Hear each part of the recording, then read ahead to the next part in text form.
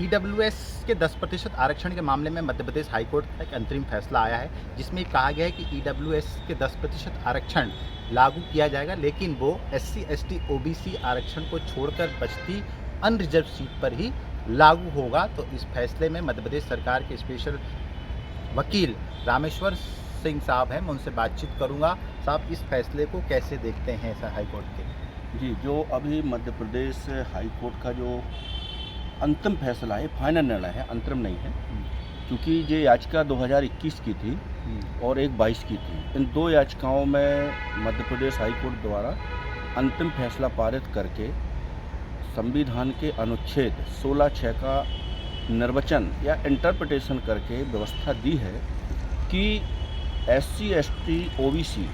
को EWS reservation में exclude किया गया है, यानी कि इस वर्ग को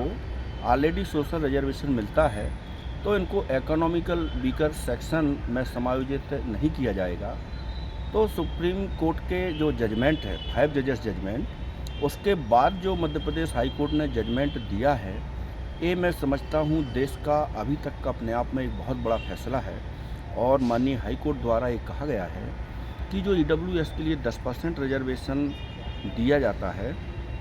वो 100% में से 10% नहीं जाएगा, बल्कि जो अनारक्षित सीटें हैं, अनारक्षित सीटों में से 10% रिजर्वेशन ईडब्ल्यूएस के लिए एलोकेट होगा। ये व्यवस्था दी। तो ये व्यवस्था हाईकोर्ट ने दी है कि रिजर्व सीट है, अनरिजर्व सीट, उसमें से 10% दिएगा। सवाल ये उठता है कि ये 10%, 50% जो आरक्षण की बात कर रही थी, 27% जब ओबीसी को देते तो कहते 50% एक्सीड कर जाएगा, तो क्या ये रिजर्वेशन उसमें भी अड़चन नहीं डालेगा? हाँ, ये बहुत महत्वपूर्ण प्रश्न है। अभी तक पूरे देश में एक परसेप्शन बना दिया गया है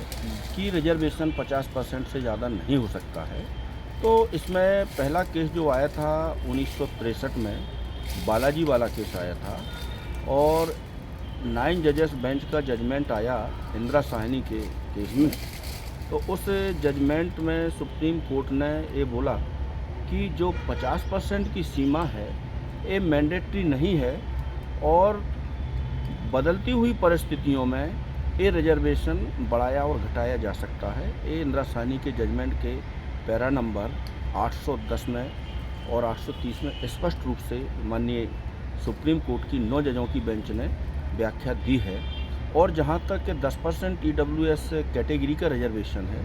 ये रिजर्वेशन 50% की सीमा जो फिक्स की है, उसके ये अतिरिक्त होगा। ये माननीय सुप्रीम कोर्ट की 5 जजों की बेंच ने अपने फैसले में स्पेसिफिक रूप से स्पेसिफाइड किया। लगभग 5 साल हो गए, 2019 में ईडब्ल्यूएस का जो आरक्षण नियम लागू हुआ था। ये मान सकते हैं कि अब तक 100% में से 10% पोस्ट भर्ती की गई है, तो ऐसे में सरकार के सामने संकट आ गया कि जो ज़्यादा या गलत तरीके से पोस्ट भर्ती कर ली गई ईडब्ल्यूएस की, क्या वो बैक होगी? ये बहुत ही महत्वपूर्ण प्रश्न है कि मध्य प्रदेश में 2 जुलाई 2019 में ईडब्ल्यूएस रिजर्वेशन लागू किया, और इसका दिसंबर 19 को इन्होंने रोस्टर जारी किया, 100 पॉइंट रोस्टर जारी किया, और 100% में से 10% ईडब्ल्यूएस का रिजर्वेशन एलोकेट किया। तो पहला प्रश्न ये है कि जो जीएडी विभाग ने, सामान्य प्रशासन विभाग ने रोस्टर जारी किया है, वो रोस्टर ही अनकॉन्स्टिट्यूशनल है, असंवैधानिक है, संविधान के अनुच्छेद 16(6) से इनकन्सिस्टेंट है। ये स्पष्ट होता है कि जो सीटें एलोकेट होना चाहिए थी, वो अनारक्षित में से होना चाहिए थी, ना कि टोटल पोस्टों में से अनारक्षित होना चाहिए थी। अब जहाँ तक इसमें रिवर्ट करने की बात है, तो 2019 से अभी तक मेरे अनुमान से 25 से 30 हज़ार पदों पर रिक्रूटमेंट किया गया है ईडब्ल्यूएस के पदों पर, जो कि अवैधानिक है, असंवैधानिक है। और इसको रिवर्ट करने वाली जहाँ प्रक्रिया है, तो मैं आपको स्पष्ट कर देना चाहता हूँ कि 13 जुलाई 2021 को माननीय मध्य प्रदेश उच्च न्यायालय की चीफ जस्टिस की डिवीज़न बेंच ने अंतरिम आदेश पारित करके व्यवस्था दी है याचिका में कि entire selection process under the head of EWS reservation shall be subject to final of the outcome. ये इन्होंने व्यवस्था दी है। तो जो भी नियुक्ति अभी तक हुई है या आगे होगी, वो 5 याचिकाएं पेंडिंग है माननीय हाई कोर्ट में, अभी डिवीज़न बेंच में। उन याचिकाओं के निर्णयाधीन कर दी गई हैं, चूँकि ये जजमेंट सिंगल बेंच का है और ये जजमेंट का प्रभाव उन याचिकाओं पे स्पष्ट रूप से आएगा और उन याचिकाओं के निराकरण हेतु इस जजमेंट को भी साइट किया जाएगा और ये जजमेंट बहुत ही सुसंगत होगा, क्योंकि ये पॉइंट ऑलरेडी उन याचिकाओं में उठाया गया है और जो रोस्टर जारी किया है उस रोस्टर की भी संवैधानिकता को ऑलरेडी माननीय हाईकोर्ट में चुनौती देने वाली याचिकाएं लंबित है। एक सवाल इसमें रामेश्वर साहब ये उठता है कि ये जो फैसला आया है हाई कोर्ट का 10% उसमें सामान्यतः ये माना जाता है कि पर्टिकुलर एक विभाग के बारे में लिया गया, तो ये इन जनरल सब पे लागू होगा, मध्य प्रदेश शासन के अधीन वाले सभी विभागों में लागू हुआ है पर्टिकुलर इसी केस में? ये भी आपने बहुत अच्छा क्वेश्चन किया है कि जजमेंट इन रेम और जजमेंट इन पर्सोना, कुछ फैसले ऐसे होते हैं कि वो उस केस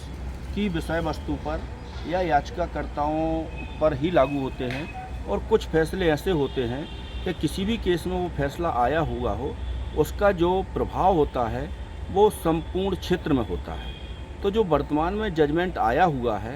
ये जजमेंट इन रेम है, इसका प्रभाव मध्य प्रदेश के समस्त विभागों पर होगा और सामान्य प्रशासन विभाग को इस जजमेंट के आधार पर तत्काल में अपना रोस्टर रिवाइज करना पड़ेगा और आगामी की जाने वाली समस्त भर्तियों में इस जजमेंट में दिए गए मार्गदर्शी सिद्धांतों को दृष्टिगत रखते हुए ही विज्ञापन जारी करना पड़ेगा after correction of their roster. इसी से जुड़ा एक अंतिम सवाल ले लेते रामेश्वर साहब कि जब 10% आरक्षण दिया जा सकता है तो 50% का जो कैप लगा था वो तो एक्सीड हो गया, तो फिर क्या इस बिहाफ पर ओबीसी का 14 से बढ़कर 27% भी किया